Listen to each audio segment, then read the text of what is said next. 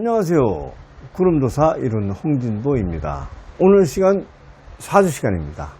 오늘 4주 시간의 제목은 더불어범죄당에 큰일났다. 내부 고발자 손학규라는 제목입니다. 자, 내부 고발자 손학규가 되려면 참 손학규가 엄청나게 내부에 더불어범죄당에 큰 일을 저질러야 되겠죠. 근데 손학규 하면 원래는 여당인 국민의힘 옛날에 어디 신한국당 하면 한국당이었죠. 네. 옛날에 보수당의 이름이 하도 많으니까 원래가 보수당이었어요. 그런데 이제 바뀌어가지고 좌파로 옮겨갔지만 그 사주는 좌파로 옮겨갈 수밖에 없어요.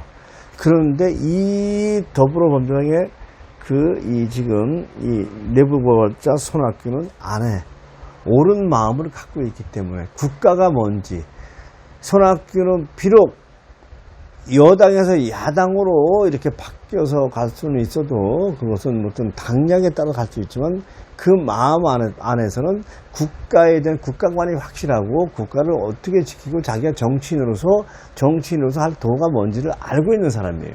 그렇기 때문에 이 사람은 지금 이렇게 내부 고발자가 될 수 있는 거죠. 왜냐하면 더불어범죄당은 이제 범죄 조직이 됐으니까. 이 손학규도 범죄 조직과 같이 날뛰는 사람이고 준동을 하면은 더불어범죄당에 가서 같이 해갖고 한 자리 얻어먹고 하겠지만 아니라고. 이 사람은 아니야. 이 사람은 이런 범죄자가 아니라 진짜 정치인이기 때문에 이 잘못된 것을 한마디로 그냥 일가를 할 수 있어요. 자, 저한테 카톡으로 구독자가 보내주신 글인데, 진짜 저도 알아요. 왜냐면 손학규 씨가 아주 심플한 사람이야. 퍼펙트한 사람이란 말이에요. 분명한 사람이고, 흑백이 분명하고, 그렇게 구질구질하고. 근데 진짜 보면 그렇습니다. 저한테 온 카톡 내용을 제가 읽어드리도록 하겠습니다. 여기 보면, 손학규의 바른말이라는 제목입니다. 철새 정치인 손학규가 늦게나마 참여하는 심정으로 바른말을 할 것 같다. 검찰총장 출신 윤석열 대통령은 광주 5.18을 바로잡지 않고서는 국가의 정체성과 공정, 정의를 바로 세울 수가 없다. 아주 진짜 중요한 말이었어요. 그러니까 이게 우리나라 다 망한 것 틀리는데 이거에 대해서 바른말을 했어요. 그러니까 손학규가 이 얘기를 할 정도면 손학규가 누구예요? 이게 여당인 국민의힘이 아니라 지금 바른범죄당에 있는 사람들이라고. 네, 더불어범죄당의 좌파라고. 손학규 씨가 늦게나마 쓴 반성문을 참고하여 실천하시길 바랍니다. 이렇게 왔어요. 그리고 손학규님의 증언. 자, 이분이 누굽니까? 전 대선에서 대통령 후보로 나셨던 분이 아닙니까? 손학규 대통령 후보로도 나왔었죠. 근데 이런 분께서 전두환 전 대통령에 대한 소회에 일단 말씀을 하셨네요. 자, 그래서 하나, 전두환 전 대통령에 대해서 국민이 무슨 용서, 운운할 게 없고 정말 그 당시는 태평성대였음에 대다수 국민들이 감사하고 있어요. 저도 그래요. 88 올림픽 때 아주 우리나라 대단했어요. 그리고 그 월급도 우리가 20만원, 18만원, 15만원 받던 월급이 노사분규 그때 전두환 대통령이 엄청 50만원, 70만원으로 막 올라갔지, 그때. 그때부터 세상이 바뀐 거예요. 우리가 삼겹살을 못 먹는 삼겹살이라는 게 그때 이제 먹어보기 시작한 거예요. 네. 진짜 세상이 그때 막 바뀌었어요. 경제가 엄청나게, 좋았어요. 네. 그래서 우리 태평성대는 그때처럼 차 사고 그랬었으니까. 자, 하나. 그런데 뭘 사과합니까? 왜 사과합니까? 전두환 전 대통령이 왜 뭘 사과하고 왜 사과하냐고 손학규님이 얘기를 했어요. 자, 하나, 광주 시민이 부마 사태처럼 평화적 집회와 시위했습니까? 광주 시민이 부마 사태처럼 그 광주 5.18 사태를 평화적으로 집회하고 시위했냐고 이렇게 얘기를 해요. 하나, 광주는 무장폭동이며 민주화 운동이 절대 아닙니다. 하나, 예비군 무기고 44개를 탈취해서 소총 5천 자루를 갖고 실탄 10만 발을 수류탄과 다이너마이트 2톤을 가지고 광주 교도소를 5차례나 습격했다고 하네요. 이걸 누가 했어요? 지금 이거는 손학규님이 얘기를 하는 거예요. 네. 이건 우리 그 국민의힘에서 누가 막 우리 골수 우파 골수 아주 진보 우파에 누가 이런 사람이 아니라 지금 손학규님이 얘기한 거야. 예비군 무기고에 44개 탈취해서 소총 5,000정과 실탄 10만 발, 수류탄과 다이너마이트 2톤 가지고 광주교도소를 5차례나 습격했다는, 이거는 적군이 아니면 못할 일이죠. 네. 그리고 24단 G부 차량 기습 탈취하고 인명을 살상했던 무장폭도들을 정부군이 진압한 거예요. 그때 정부군이 군대가 내려와서 진압을 했다는 얘기죠. 하나, 무장폭도 반정부군에게 정부군 대통령이 왜 사과해야 하는지 국민들은 이해가 되지 않습니다. 무장폭도고 반정부군이 아니니까, 반정부군이라는 거는 이거는 나라를 망하게, 나라를 전복 전도시키려고 하는 적군의 세력인데 왜 대통령이 거기다 사과를 해야 돼? 그걸 때려잡고 그걸 완전히 진짜 선멸을 해야 되는 상황인데, 그럼 맞죠? 네. 하나, 정치인들이 국민통합이라는 단어를 남용하는데 광주 무장봉기와 진실을, 그리고 가짜 나이론 가짜 유공자 약 6,000명 공격을 공개해서 거짓된 잘못을 바로잡은 다음에 국민통합을 이루어야 합니다.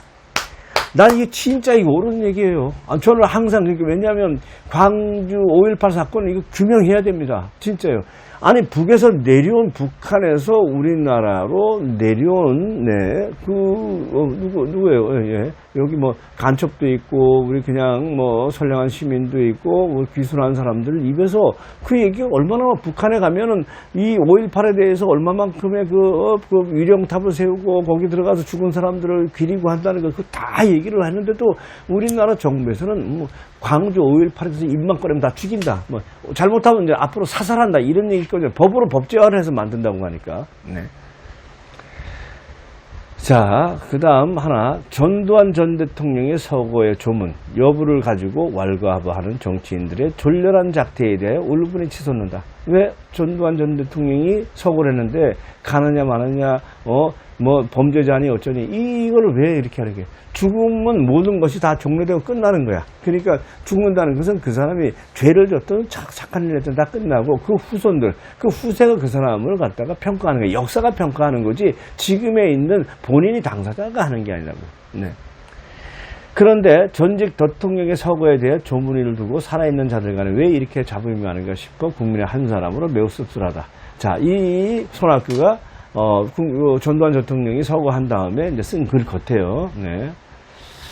자, 아무리 부정하고 싶어도 명색이 전직 대통령의 죽음이다. 보라, 부정한 일로 수사를 받다 자살한 대통령과 부정한 돈을 받았다는 의혹으로 수사를 받던 중 자살한 국회의원, 심지어 부하 여직원에게 추잡한 성추행을 했다가 발각되어 자살한 시장까지 세금으로 국가에서 분향소를 차려주고 국가에서 주간의 장례를 치렀다. 부정한 일로 수사받다 죽은 대통령이 노무현이고, 성추행은 누구의 박원순이고, 딱 나오잖아요, 여기. 그리고 봤던 중 국회의원, 여기 다 더불어 범죄당은 다 나오잖아요, 네. 그런데 전두환 대통령에 대해서는 왜 이렇게 말이 많은가? 이미 가족들이 조용히 가족장을 치르겠다고 했고, 소박하게 북한이 보이는 전방고지에 백골로 남겠다고 유해를 전방에 뿌려달라고 유언까지 남긴 군인다운 말을 하지 않았는가? 그 군인으로 보면 진짜 명언이고 훌륭한 얘기예요. 네. 국립묘지에 자리가 없다고 해도 생떼를 쓰며 묻힌 자들도 있지 않은가? 인간의 삶에는 누구든지 공과 과가 있어요. 우리나라 국립묘지에 묻히겠다고 좌파 빨갱이들 거기 묻히겠다고 하는 그 좌파 빨갱이들 한둘이 아니에요. 우리나라 백선엽 장군 같아도 못 묻히고 하는데, 빨갱이들이, 아니 우리 여기 하다못해 지금 우리가 우리가 군인으로 우리가 진짜 그 서해 바다에서 그 순직한 군인들 진짜 이루 말할 수가 없잖아요. 근데 그런 사람들 어떻게 돼서 사람 1년에 우리가 얼마나 그 보상을 우리도 국가에서 주냐고. 이 서해대교 우리 그 세월호라든가 이렇게 이 죽은 우리 그냥 광주 사태 죽은 사람 서해오로 하다못해 지금 이제 여기 이태원 참사까지 이제 그 보상을 내기 나오는데 수억에서 수십억까지 막 가는 이런 거 아니에요. 이게 지금 이게 나라가 아니잖아요, 이게. 자. 그래서 종족 수백만을 죽인 모택동에 대해서 권력자 등서평은 어느 지도자든가 공과 과가 있다고 라고 모택동의 과실을 덮었다고 해요. 그러니까 누구든지 어떤 사람도 공이 있으면은 잘못이 있다는 얘기야. 그래서 모택동이 등서평의 과실을 덮었다. 그리고 중국 속담에 원수는 3대를 두고 복수하지만 부모상의 조문을 하면 그 복수는 없어진다라는 말도 있어요. 나하고 3대가 원수의 원수지만 그 상대가 우리 어머니 아버지 상에 오면 그로 인해서 그 원수는 그날로 다 풀어주고 다 화해되고 만다. 이런 얘기예요. 그래서 아무리 역사가 권력을 쥔 자의 것이라도 해도 죽음에 대해서까지 권력을 휘둘러 대는 짓은 참으로 소견머리도 좁고 분별력도 사리도 모르는 자들의 짓거리 같아 서글프기 앞서 우라통이 터진다. 이러니까 이 전두환 대통령의 죽음을 놓고 이거는 이제 말도 안 되는 일이라고 손학규 전 여기 대통령 후보가 얘기를 했어요. 소위 정치한다는 자들이 어느 놈들 눈치 보고 조문을 하네 안 하네 하며 먼지보다 더 가볍게 처신하는 졸렬한 짓거리를 보고 사람이 저렇게 사는 것이 제대로 된 삶인가 싶어 서글프다. 조문도 자기 소신대로 못하는 자식들이 정치하는 자들이며 살아있는 자들이다.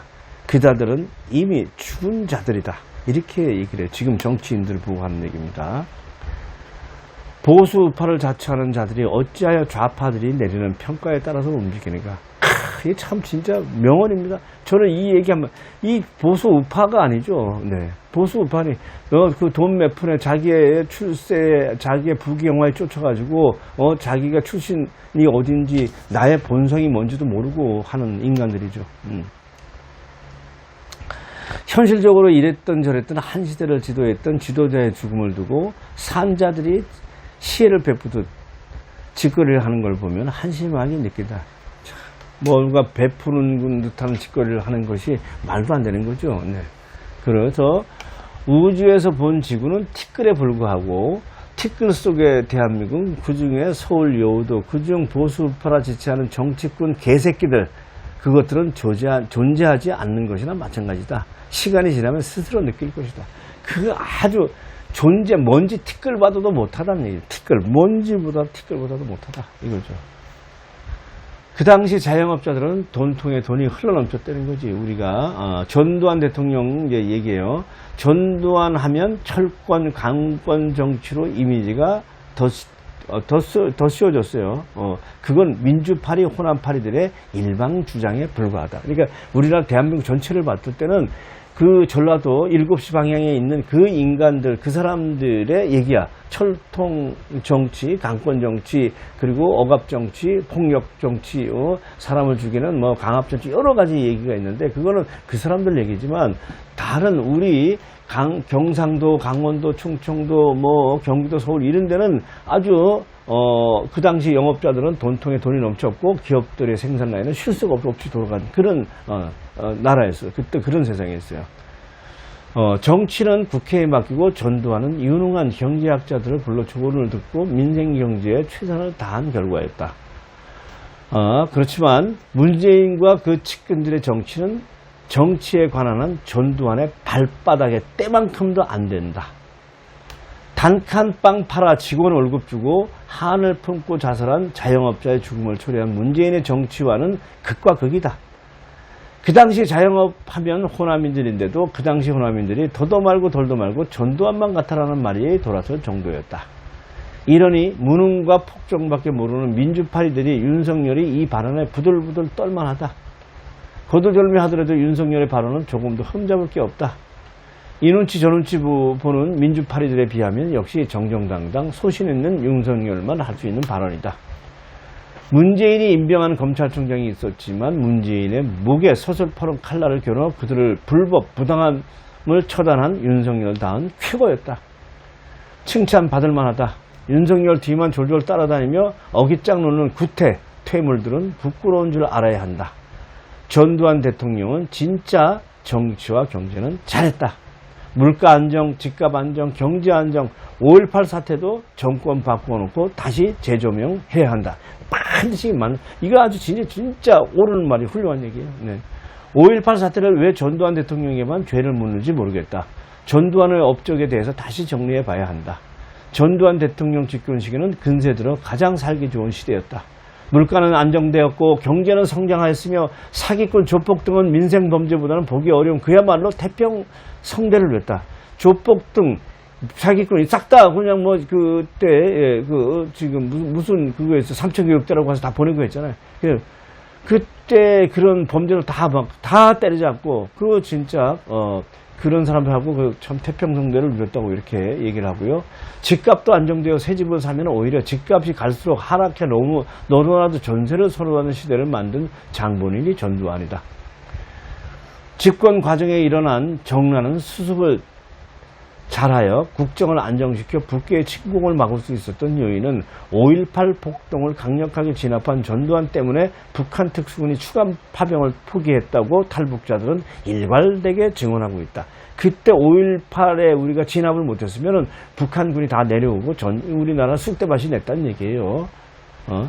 그리고 언젠가는 민주화운동으로 포장된 5.18 폭동의 진상을 규명해 주동자 색출과 배경을 밝혀야 할 것이다. 뿐만 아니라 터무니없이 비밀리에 만든 5.18 유공자, 국민혈세, 빨대 꽂고 피를 빠는 유공자 집단들에 대해 유공자 집단에 대한 조사와 지급된 세금의 환수도 고려해야 될 과제이다. 이렇게 했어요. 그 다음에 전두환 대통령의 업적을 살펴보자. 이제 그거는 이제 나중에 아는 사람들 다 어디 다 들어가면 다 나오고, 여기서 말씀하신 것은 손학규 씨는 진보 좌파 정치인인데 그의 입에서 이런 말이 쏟아진다니 진짜 놀라운 일이다라는 이런 말이 있어요. 그래서 맨 끝에는 참 통쾌한 말이고 상쾌한 말이다. 진정한 명찰이다. 아주 좋고 정확하게 본 얘기다. 그러니까 손학규에 대해서 다시 한번 평가를 하고 싶고, 손학규가 지금 원래는 보수지만 좌파에 가서도 이 사람이 논리가 흑백이 분명하고 아주 퍼펙트한 사람이고 아주 스마트한 사람이기 때문에 그렇습니다. 그렇지 않았으면 지금도 거기서 한 자리를 하고 고문이라고 하고서 뻗대고 있겠지만 그렇지 않고 옳은 사람이다. 이게 뭐냐면 지금 좌파 내부 내에서 본 고발자 손학규 씨의 이 증언 말입니다. 자, 이 사주는 내가 얘기할 때 이 사주가 이 상관이 있으면 되는데 지금 상관이 있는데 편관이 있어요. 그러니까 다른 편으로 갈 수밖에 없어요. 그게 아주 유능한 아주 머리로 책략가야. 지금 이재명이 을류일제 편관을 깔고 있는데 상관을 옆에 써서 이재명이가 교활한 거야. 병화의 상관에 이재명이가. 요 병화, 요 상관의 편관을 깔고 가져서 이렇게 교활하게 온갖 간교독심하고 사람들을 아주 진짜 이 세상에 지금 우리가 지금 21세기를 오면서 이 간웅 중에 간웅이란 말이에요. 근데 이 사람은 편관을 깔고 앉고 이렇게 했지만 이 사람은 격국이 정인 격국이에요. 그러니까 발음을 갖고 있지만 이재명이는 격국 자체가 편인의 격국이란 말이에요. 그러니까 편과 정과 차이가 그러니까 편과 정이에요. 예, 편과 정이에요. 자, 이재명은 편의 격국이고 정의 격국이에요. 그래서 편과 정의 격국에도 이 편관과 상관의 차이가 그만큼 크다. 그러니까 편관과 상관이 있어도 이런 사람이 정의 격국이니까 나중에 나라를 살릴 수 있는 진짜 외교로 큰 서해 대장군 같은 사람이 될 수 있는 게 손학규지만, 이재명이는 간웅 중에 아주 자기의 욕심, 자기의 목적을 위해서는 여섯을 죽여 나라를 망하게 해도 죽을 때 이 악귀가 될 수 있는 것이, 이게 편관에 상관이 있었기 때문에 그렇다는 말씀드리면서 마무리하도록 하겠습니다. 자, 오늘 4주 시간 더불어범죄당 큰일 났다. 내부 고발자 손학규입니다. 여기까지 하겠습니다.